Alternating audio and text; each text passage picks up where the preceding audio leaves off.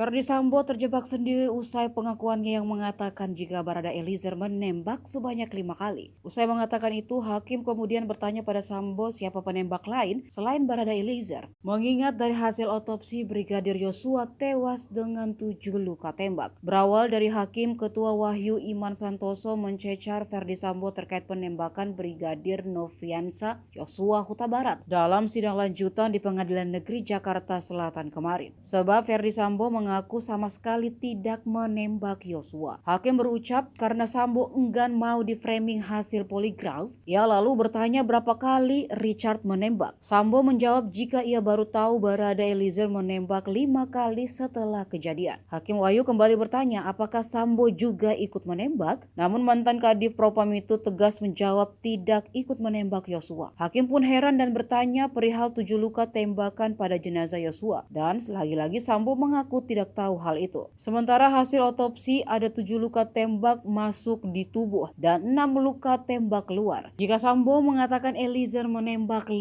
kali, 2 tembakan dari siapa? Tanya hakim. Dengan tenang Sambo jawab tidak tahu. Hakim pun menutup jika nanti majelislah yang akan menyimpulkan.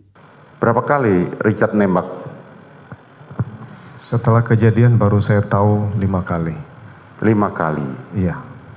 Setelah kejadian, menurut saudara lihat, kan saudara di depannya, di sebelahnya. Saya sudah sampaikan karena kejadian begitu cepat. Saudara ikut nembak nggak? Saya sudah jawab di awal, saya tidak ikut. Tidak ikut nembak. Ini hasil pemeriksaan sementara dari otopsi.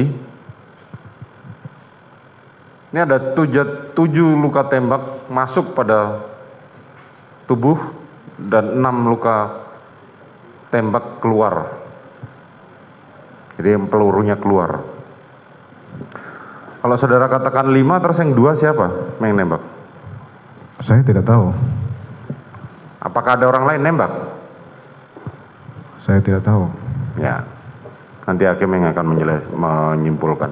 Terima kasih. Silakan apa yang satu saja.